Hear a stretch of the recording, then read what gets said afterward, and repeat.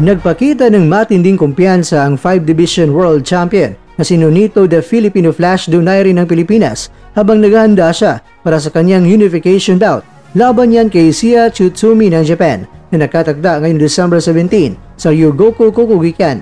Sa kanyang open training session noong December 12 sa Tiken Gym sa Shinjuku, Tokyo, nagpayag si Donaire ng kanyang matinding pagnanais na makarap ang WBC champion na si Takuma Inoue kung matalo niya itong si Tsutsumi.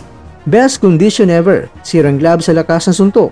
Dumating si Donaire sa Japan noong December 10 kasama ang kanyang asawa, chief trainer, manager na si Rachel Donaire at kasama na rin si Duke J ng Omega Boxing Gym. Sa open training, nagpakita siya ng pad hitting na nagpatunay sa kanyang pambihirang lakas. Sa simula pa lamang ng kanyang pagpupuwersa, biglang nasira ang loob ng kanyang glove na nagpilit sa kanya na tapusin ng maaga ang kanyang pagpractice. Ang aking kondisyon ay nasa bagong antas. Ito ang pinakamahusay. Payag ni Donaire na mahawak sa WBA World Bantamweight Interim title. Ito ay isang malaking oportunidad. Meron akong ipapakita sa lahat ng tao sa Japan kaya ako ay sobrang motivated. Samantala, lumabas naman ang ulat na inaasahan ng kampo ni Tsutsumi ang signature left hook ni Donaire at handa silang makipagbakbakan. Isang pahayag mula sa kampo ni Tsutsumi ang nagsabi na kahit ma-knockdown ako ng 2 o 3 beses, kaya kong tanggapin ang lahat ng iba pang tama. Isang palantandaan ito mga kwento ng matinding handaan ng regular champion sa darating na matinding laban.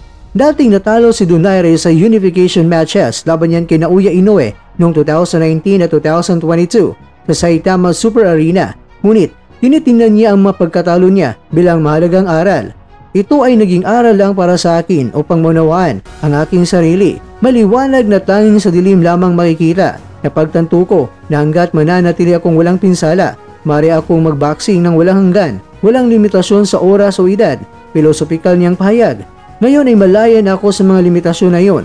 Wala akong takot at naging mas mahusay na manlalaban. Dagdag pa ni Donaire, mga kwento, na panalunan ni Donaire ang WBA Interim World Championship sa Buenos Aires, Argentina. Tiniyak niya na ang kanyang kondisyon ngayon ay malayo sa kanyang huling laban, kung saan nagkaroon lang siya ng 3 linggong training camp. Sa pagkakataong ito, nagkaroon siya ng kumpletong paghahanda.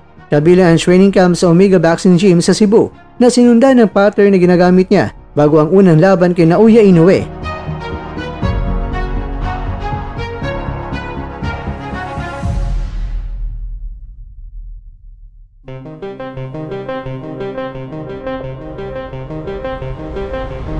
Mga kakwento, kapag natalo ni Donaire si Tsutsumi, ang kanyang panalo ay magbubukas ng pinto para sa mas malalaking laban. Nang tanungin tungkol sa isang unification match laban kay Takuma Inoue, ngumiti siya at sinabing, gusto kong subukan yan. Ngunit sa ngayon, ang pinakamalaga ay ang laban na darating ngayong Miyerkules, December 17. Nais kong ipakita ang aking lakas at manalo. Ang susi sa tagumpay ay ang aking karanasan at nais kong ipakita ang aking katapangan na taglay ko sa buong mundo.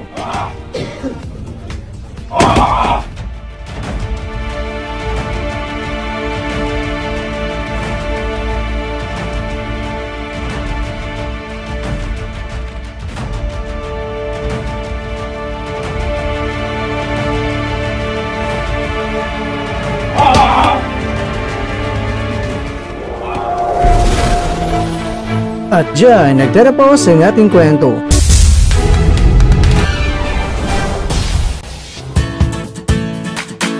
Maraming salamat mga kakwento sa inyong panonood. Pero baka naman mga kakwento ay nagustuhan niyo po ang kwento natin ngayon. Baka pwede niyo po akong mabigyan dyan ng like, subscribe at pa-click na rin sa bell button.